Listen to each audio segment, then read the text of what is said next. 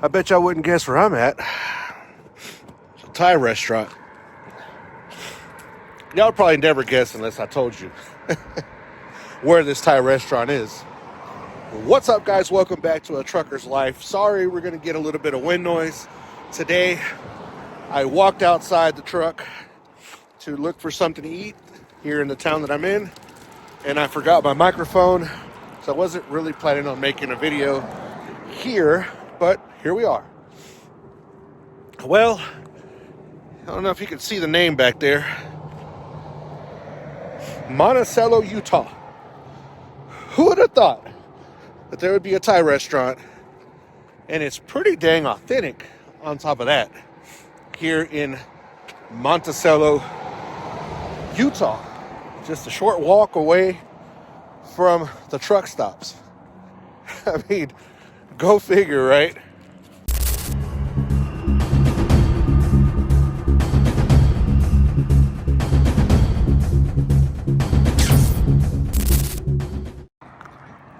And it is quite a bit chilly over here. Check that out. That is just gorgeous. How can you say that's not? Beautiful, beautiful, beautiful. Well, a lot of you guys have drove through here, drove through here. How do you say that? Whatever. A lot of you guys have been through here probably a time or two. Right over there, let's zoom in. That right there, if you can see it, it's the intersection with 191 and 491. The scale is that way. Moab, Salt Lake that way. And then behind us, we have Arizona or something. Anyways, kind of today's video is more so about getting out of your truck and exploring the little towns that you have the privilege to stop at. Because I'm sure a few of you have stopped at these truck stops. There's a Maverick and there's a 7-Eleven. And of course the truck scale right down the road. As you can tell, the scale, where's it at? Is open, of course, during the day. And yeah, y'all stayed there and didn't know that none of this stuff existed. There's a Frontier Museum right here. The guy that runs this place, his name is Jim. He's an old DOT plow driver. Was telling me all kinds of really cool information about plowing, really interesting information from when he used to do the work. And one of the things that he did that was kind of crazy, I'd never thought about, is that whenever he was plowing certain areas that were avalanche prone, they couldn't use their Jake brakes coming down the mountain because of the thump. They could create an avalanche. At the same time, they were going down a steep grade, so they kind of needed to use the Jake brakes. So, double-edged sword right there. He also told me that let's go inside here. This is a treat right here. He also told me that those of you that throw those kidney bones out the window, when he was having to mow, it's going to be echoing here, guys. When he was having to mow the sides of the highway or the rest areas or whatever he had to work at, he would run over those kidney bombs and they would explode and land in his face, sometimes in his mouth. Ugh. Never would have thought about that. Not that I do that. I do not do that. Do not do that.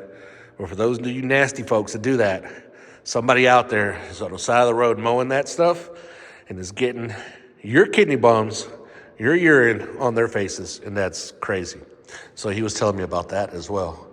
Now, in here we have this really cool looking truck. I don't even know what it is. Some of you that are more knowledgeable on these things can comment. Let us know what kind of truck this is. It looks like an old military style truck, but it's a fire truck. Monticello, Utah fire truck.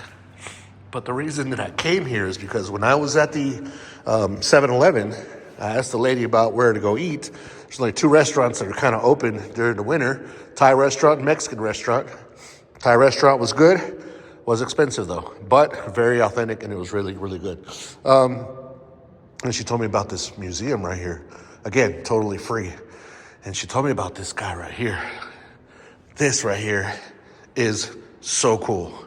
Those of you that are gearheads, that love trucks, cars, motorcycles, all the above, also appreciate a beautiful tractor. Now, the crazy thing about this tractor is that you would think that it's diesel powered. This is a gasoline powered tractor, 4-cylinder, and it's been here in this town since basically it was brought here after it was built. Really awesome. This thing was manufactured, as we can see here, in Minnesota, Minneapolis. They were made from 1908 to 1912. This one was here since 1916 and has been here ever since. And another crazy thing about it is it still runs. That is super cool. It still runs. They use it once a year for their Pioneer Parade. I think that's what he was telling me. And so it actually does run. They have used it. At one point there was tractor pulls here, and this thing right here at idle could outpull a lot of the more modern tractors that are diesel, which is crazy. Check that out. Just notice that. There's a little car down there. Wonder why that's there. Anyways, so that is very interesting stuff. And see, all this stuff, guys, what's crazy is that all this stuff is literally right down the road from your truck stops. This is not the first time, that I have run into beautiful gyms like this. And this is one of the main reasons that I even started that I really started my YouTube channel, was to encourage truck drivers to get out of their truck and go check out stuff like this. Now, I haven't been doing it as much lately, and it's my fault. I need to get out and do stuff like this. But when I do come out, I see these amazing gyms that are just sitting out here. Check this out, guys. Check this out. Look at this. So this chain right here, that's the steering. What? It's chain steering. That's a first. I've never seen a chain steering system. But then again, you gotta remember, this thing is super, super old before so much technology that we have now. Now there's even electric power steering. And even the Teslas are they don't even have it's all wire, steer by wire. Imagine that. That goes crazy. Then what's gonna happen? These old mechanical things, you can see what broke and you fix it and get it back going. But really awesome. I thought I'd come in here and show you guys this. But if you come through here, come here and check this thing out. The museum has a lot of different things inside. And another cool thing about this museum is that people from the town donated things from their families for the museum, so people could enjoy some of their history. So they got rid of their collection at their home and donated it to the museum, which I think is really, really amazing.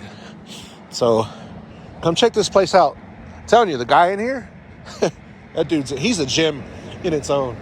I sat there with him for at least 45 minutes just talking to him, or listening to him, really. He has so many cool stories about his plowing days and when he was working for Utah UT. Now, like I said, it's really 2 blocks from the truck stops. I've been coming through here for 22 years at least. I've been driving for 25, but I started coming up this way about 22 years ago, and I never knew that any of this was even here. Crazy, right? And like I said, all you have to do is get out of your truck and explore your surroundings. There's also another little museum right up ahead here as we walk back towards the truck stop. We're at the Maverick, which is over that way. And like I said, the 7-Eleven is that way. And we'll walk down here a little bit and check it out. Or check out this little museum. I'm just going to show it to you from far away because it's kind of cold. I didn't bring any gloves. So I need to get back to the truck. And my 10-hour break is just about done if it's not done already. So I need to hit the road before it gets too dark and get over to Salt Lake. Now, there is a method to my madness on why I decide to do the things that I do. Check this out. This is a museum. That's a chapel, if I'm not mistaken. Kind of looks like it, right? Anyways, so, there's another. It's like old carriages down there. There's got some other type of museum down that way. Okay, let's talk about the methods to my madness on the way I route myself for certain reasons. Now, those of you that have been driving any length of time know that Cortez scales can be difficult, probably one of the most difficult in the area on this route from Houston to Salt Lake. And this Monticello scale can be as well. I got DOT'd here, and I got in trouble here, and I got sent to get an air hose, which is cool. You know, if it's something that needs to be fixed, it needs to be fixed. Part of safety for everybody, right? Anyways, so what I try to do is I try to leave Houston at like roughly around 3 to 4 p.m. I know I'm going to hit a little bit of traffic in Houston, but by the time I get to Dallas, there's no traffic, and I can make it from LaPorte all the way to Amarillo and spend a night in Amarillo. When I get done, I get up and get ready to roll, I'll leave Amarillo, and by the time I get to the first scale here, Cortez, the scale is normally closed, usually, because it's usually around 10 p.m., 11 p.m., 12 midnight, 1 a.m. And my goal is to try to make it all the way to this town on this side of the Monticello scale. That way, I don't have to deal with them either. Now, why am I trying to skip scales? I'm not trying to skip scales. The thing is, I just don't like messing with them. I don't like bothering with them. I don't like messing with them. And if they want to find something, they will. And these scales, well, this one particular here has an indoor check station. So they're going to pull you indoors, whether it's snowing or not. Raining, it doesn't matter. They'll pull you in and check you out. That's what they did to me. So I'd rather not mess with it at all. Now, the only other scale that I have to deal with is the scale on Highway 6 that is not far from Price, Utah. And that scale has a pre-pass. This scale does not have a pre-pass. Normally, scales that have pre-pass, we usually get the pre-pass, and we don't have to deal with them as well. But they are usually open when I go through there because it's usually around 6, 7, 8 o'clock. So that's why I decide to leave Houston at the times I leave and the times that I get here. And I don't know. Comment down below. Let me know what type of things you guys do to make sure that you route yourself correctly and minimize problems with DOT and traffic.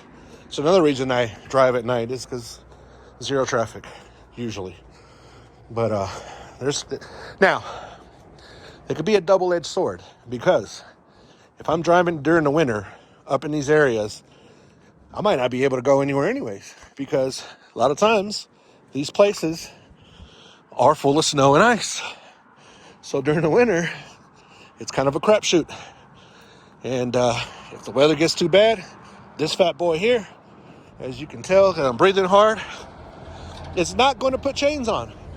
The weather gets too bad, we're going to pull over, and we're not going to chain up.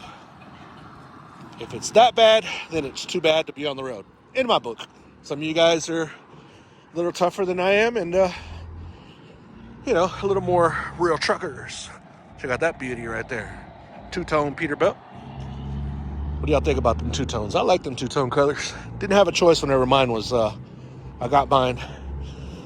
They were all solid colors, and I was either going to go for a dark color or a bright color. I like the greens. I know it's crazy. The lime greens, the bright oranges, but I also like the dark blues and the dark browns, that's what we ended up getting. But anyways, 7-Eleven Exxon right here, truck stop. See how far it was? Just a few minutes away from the museum. And the Maverick is right down here. Not that far as well. Let's get across here before we get run over. Get run over in person here. Live and in person. No, let's not do that. But get over a little faster because the light's already green. And I guess that thing was telling me to stop already as well. Y'all caught me breaking the law. Anyways, I'm gonna walk down back to the truck. Hope you guys enjoyed this video. Hit that thumbs up, guys. Hit that like button. Comment down below. Subscribe if you haven't subscribed.